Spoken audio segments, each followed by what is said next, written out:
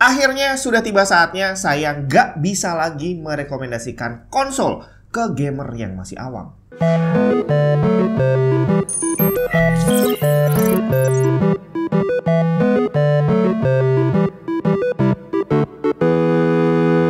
Halo semua, Jun di mana? Tapi tentu saja hal ini hanya berlaku untuk orang-orang yang masih awam. Buat teman-teman saya yang gamer yang udah paham gitu ya nggak perlu masukan saya, mereka udah tahu mau milih konsol atau milih PC dengan segala macam konsekuensi yang akan mereka hadapi. Termasuk mau yang manapun, semuanya akan punya konsekuensi duit bre. Harganya mahal banget untuk hobi video game. Tapi hal ini sayangnya belum dipahami oleh orang-orang yang awam, yang bukan gamer.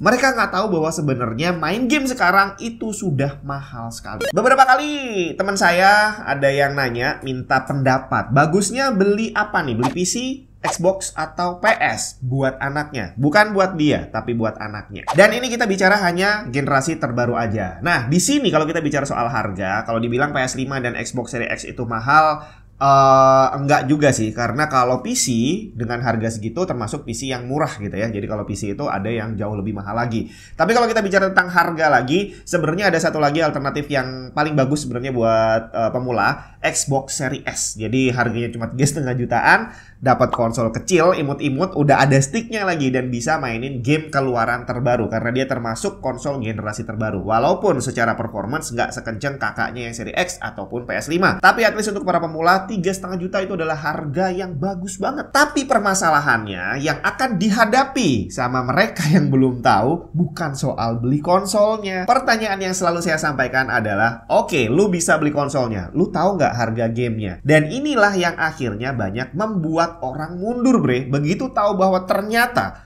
game Spider-Man yang pengen dimainin sama anaknya harganya 1 juta. Batal beli, karena nggak mungkin beli game cuma satu setelah beli konsol semahal ini. Tapi untungnya sekarang udah ada sistem subscription. Kalau di PS ada PS Plus, di Xbox dan PC ada Game Pass. Cuma ternyata hal itu masih belum bisa membuat saya merekomendasikan konsol untuk orang-orang yang masih awam. Kita mulai dari Xbox dulu. Kenapa saya belum bisa merekomendasikan Xbox walaupun yang seri S sekalipun? Karena layanan Game Pass di Indonesia belum masuk secara resmi. Jadi buat para pengguna Xbox yang udah jalan selama ini, mereka ngakalinnya dengan beli Game Pass atau beli game lewat region lain, Argentina, Turki, dan sejenisnya. Dimana untuk bisa transaksi di sana, kamu harus ngakalin bre. Nggak bisa ditransfer, nggak bisa pakai debit, nggak bisa kartu kredit Indonesia. Jadi kamu harus bikin kartu yang bisa lolos verifikasi alamat dan itu bisa berkali-kali. Karena begitu berhasil sekali mungkin bisa diblokir setelah itu, harus bikin lagi diblokir dan seterusnya seperti itu. Atau alternatif berikutnya adalah cari jasa. Buat yang udah biasa ya nggak masalah, udah paham gitu ya dengan ribetnya. Tapi untuk orang awam, teman-teman yang biasa nanya ke saya, itu adalah orang-orang yang nggak punya waktu untuk itu. Mereka pengennya beli mainan buat anaknya, ya udah selesai, silahkan main, gua nggak urusan lagi. Dan itu yang tidak bisa dilakukan di Xbox saat ini. Kecuali nanti entah kapan layanan Game Pass-nya akan resmi masuk Indonesia, baru saat itu kemungkinan saya bisa merekomendasikan Xbox. Jadi untuk saat ini pilihannya tinggal dua, PC atau PS5. Dan untuk PC termasuk udah bisa diwakili juga sama handheld yang sekarang lagi rame. Ada ROG Ally, MSI Cloud, dan ada banyak lagi lainnya. Jadi PC bukan hanya terbatas PC yang dalam bentuk desktop gitu ya, tapi laptop juga termasuk, handheld juga termasuk. Dan di sini sekali lagi yang saya hadapi adalah orang-orang yang tidak tahu bahwa ternyata gamenya harus beli, dan kemungkinan kalau kamu harus beli terus-terusan, ya duit yang kamu keluarkan akan lebih banyak dibandingin harga konsolnya. Nah, sekarang kita masuk ke masalah subscription-nya. Apa yang membuat subscription konsol ini, terutama PS, karena kalau untuk Xbox sama PC itu subscription-nya modelnya hampir sama. Sama-sama Game Pass, cuma ada yang khusus PC, ada khusus konsol, ada yang bisa dua-duanya. Sedangkan PS Plus ya cuma bisa dipakai di PS doang. Nah, sekarang kita bahas apa aja perbedaannya. Windows kamu masih bajakan? Ganti original, malulah. Karena sekarang kamu udah bisa beli lisensi Windows original pakai GoPay dan OVO di cdkeysales.com. Tinggal klik link di bawah, masukin keranjang, tulis kode voucher TNT untuk dapat diskon tambahan, check out dan pilih metode pembayarannya. Kalau udah selesai, kamu akan dapat license key Windows original yang bisa langsung dipakai untuk mengaktifasi Windows kamu. Bukan cuma Windows, di cdkeysales.com kamu juga bisa beli software dan game original. Link lengkap ada di deskripsi. Untuk PS dulu, saya udah langganan PS Plus itu lama sekali, udah bertahun-tahun dan udah jauh sebelum ada pembagian. Jadi sekarang itu PS Plus ada 3 jenis di Indonesia ya, ada Essential, ada Extra, ada Deluxe. Dan saya langganan yang esensial ini udah bertahun-tahun, udah lama sekali. Waktu itu kalau nggak salah pertama kali saya langganan harganya masih 250.000 setahun. Dan dengan bayar 250.000 itu kita dapat game gratis tiap bulannya. Ada 2 game, 3 game, kadang lebih juga, tapi waktu itu seringnya sih 2 game. Dan buat kamu yang memang mainin konsolnya, ya itu jadi bonus sih. Jadi bukan sebagai game utama, karena game yang dibagikan gratis itu adalah game-game ya game yang udah agak tua gitu ya. Jadi kalau kamu pengen mainin game baru, ya mau nggak mau memang harus beli sendiri. Jadi at least itu bisa buat nambah-nambah library kamu. Tapi walaupun dibilang hanya sekedar nambah library, sebenarnya PS Plus itu wajib buat kamu yang beli PS dan pengen main online. Karena kalau kamu nggak punya PS Plus, kamu nggak bisa main online. Bisa beli game tapi nggak bisa buat online. Jadi ya kita seperti dipaksa untuk beli langganannya tadi. Sebenarnya di Xbox dan PC juga sama. Udah ada yang namanya langganan Game Pass. Dimana Game Pass sekarang yang ada di PC, Xbox kita tinggalkan aja. Harganya cuma 50.000 sebulan. Kalau dikalikan setahun berarti ya silakan hitung sendiri. Tapi kalau dibandingin sama PS Plus Essential yang waktu itu ya masih murah, PS Plus Essential banget gitu ya. Tapi yang kita dapat juga beda jauh. Dari yang PS Plus Essential, jadi 250.000 tadi kita dapat game gratis 2 atau 3 biji tiap bulannya. Gak ada katalog game yang disediakan sama Sony untuk bisa kita pilih main. Tiap bulan kita hanya mengandalkan game gratis yang mereka kasih. Kalau bagus ya oke, bisa dimainin, kalau nggak bagus ya udah nganggur aja gamenya. Dan sayangnya hanya segelintir game AAA yang pernah dirilis gratis untuk PS Plus Essential.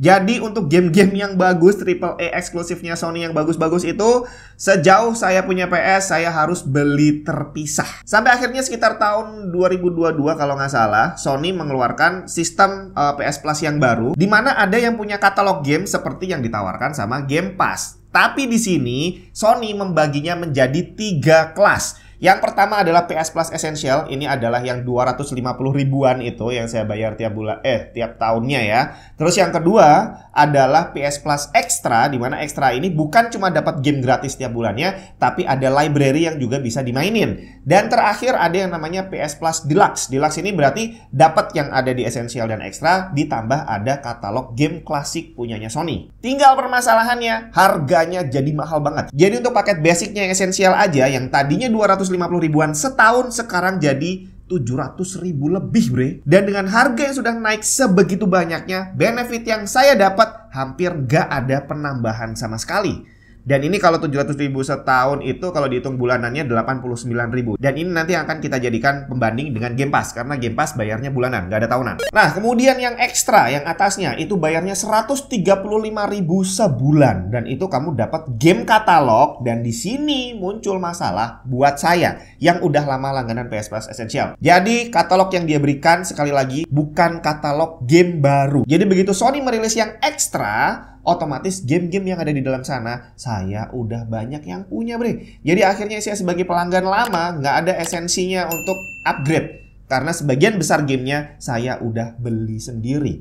Termasuk kalau mau upgrade yang tertinggi 155.000 sebulan itu lebih nggak lagi, karena yang dia tawarkan lebih adalah katalog game klasik, dimana saya udah tidak terlalu menikmati mainin game yang udah terlalu jadul. Nah, hubungannya dengan teman-teman saya yang pengen beli PS5, ya ini tadi semuanya, bahwa di saat mereka nanya ke saya pengen beli PS5, yang ada di bayangan dia yang pengen dimainin sama anaknya adalah game-game baru, Spider-Man 2, Final Fantasy 16 gitu kan, dimana game-game itu jelas sekali tidak akan mungkin dimasukin ke dalam katalog at least dalam waktu lumayan lama. Jadi kalau kamu beli PS-nya dan pengen mainin game itu, nggak bisa bayar subscription, harus beli gamenya terpisah. Jadi kalau kamu beli PS5-nya tadi, katakanlah 8 juta, 9 juta, terus habis itu harus keluar duit lagi 1 juta buat 1 game, 2 juta buat 2 game. Terus gimana? Gamenya cuma 2 dan kamu udah keluar duit banyak banget. Ya mau nggak mau memang langganan yang 155.000. Tapi sekali lagi, kalau dibandingin sama Game Pass, nanti akan kita bahas, ini 155.000-nya ini kayak nggak banget gitu deh. Jadi sempat ada waktunya, saya memang bener-bener tergila-gila sama PlayStation. Dan saya sempat merekomendasikan dia ke banyak orang, tapi waktu masih zaman PS4 ya. Tapi sekarang saya sudah mulai mempertanyakan hal itu, karena dengan semua perubahan yang ada, saya sendiri sebagai pencinta PS jadi apa ya, kayak nggak worth it gitu beli PS yang ada sekarang. Nah, kalau tadi masalah subscription yang dia tawarkan, yang esensial yang saya punya 250.000 jadi 700.000 lebih, berarti naik hampir 3 kali lipat, dan saya tidak mendapatkan benefit tambahan apapun.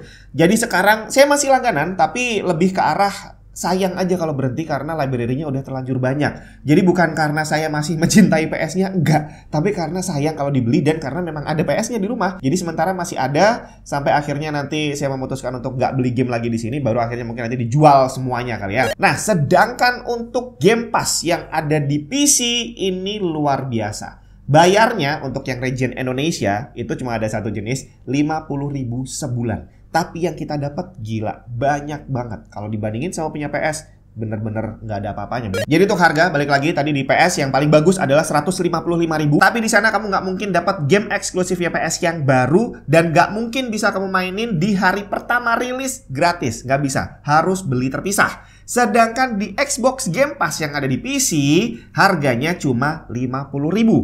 Dan di sana, untuk game eksklusifnya punya Xbox, sudah dijamin kamu akan dapat free di hari pertama rilis. Game eksklusifnya ya kalau kita bilang secara kualitas memang kalah sih sama yang ada di PS. Tapi kalau dibayangin bahwa PS nggak berani ngasih gratis ke para subscribernya, sedangkan Xbox berani ngasih gratis ke subscribernya, ya di sini udah jadi dua perbedaan yang sangat jauh gitu ya. Dimana eksklusifnya sendiri walaupun dibilang kalah sama PS, tapi terhitung bagus loh. Forza Horizon series, terus ada lagi Halo series, terus ada lagi apa? Flight Simulator, terus Minecraft yang nggak pernah basi gitu ya. Itu semua udah dijamin kalau sampai ada versi barunya, kamu pasti bisa main gratis di hari pertama rilis. Belum lagi yang kemarin terakhir, game-game gila. A Plague Tale Requiem, Wulong Fallen Dynasty, Lies of P, Starfield, semuanya gratis bro di Game Pass. Di PS bayar coy. Belum lagi game-game yang tadinya cuma saya kenal ada di PS, seperti beberapa Yakuza series yang sampai hari ini di PS-nya aja masih beli bre. Di Game Pass udah ada beberapa yang gratis. Termasuk lagi beberapa seri Persona, salah satu game favorit saya, seperti Persona 5 Tactica yang di PS masih bayar, di Game Pass udah gratis. Dan lebih gilanya lagi terakhir, Persona 3 Reload yang saat video ini dibuat masih pre-order, bakal dirilis tanggal 2 Februari 2024. Di PS harga termurahnya 779.000. Dan sekali lagi di Game Pass udah diumumkan akan dirilis di hari yang sama, dan para subscribernya akan bisa main gratis di hari pertama rilis. Gak cuma itu, game-game baru lainnya yang udah diumumin seperti Stalker 2, Senua Saga Hellblade 2 yang tentu saja di PS bakal bayar, di Game Pass udah diumumin bakal gratis. Belum lagi library dari EA Plus, Ubisoft, dan banyak game keren lainnya. Kamu udah bisa main Assassin's Creed Valhalla gratis, Need for Speed Heat, Unbound, Battlefield, Resident Evil 2 Remake, Tomb Raider, Monster Hunter Rise, dan masih banyak lagi. Ditambah lagi Activision Blizzard yang juga udah dibeli sama Microsoft, yang berarti Call of Duty series, Diablo series udah resmi jadi milik Microsoft. Jadi potensi untuk Call of Duty ditarik dari PS juga bakal ada. Seperti kemarin kejadian ada game ditarik dari store-nya karena masalah license contract yang udah habis. Dan setelah melihat semua hal yang bisa kita dapat tadi, kita lihat ke harganya 50.000 bre sebulan.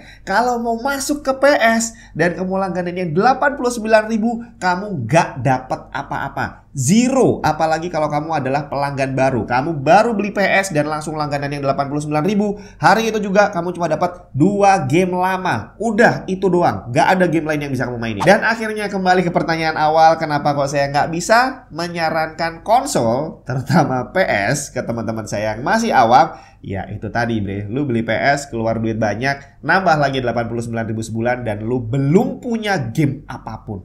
Lu harus keluar duit lagi. Jadi akhirnya sampailah kita kepada statement yang sudah ditunggu-tunggu. Mending rakit PC. Bahkan kalau kamu mau bilang bahwa PS5 harganya lebih murah, udah enggak lagi. Saya udah bisa ngerakit PC yang lebih kenceng dari PS5 dengan harga yang selisihnya nggak terlalu banyak. Ditambah lagi main gamenya 50.000 sebulan, udah bisa dapat game banyak banget. Luar biasa memang Xbox Game Pass ini ya. Jadi ya udah, inilah kesimpulan saya, nggak bisa dibantah lagi. Kalau kamu masih mau mendebat silahkan aja. Tapi dengan semua fakta yang ada, hail PC Master Race.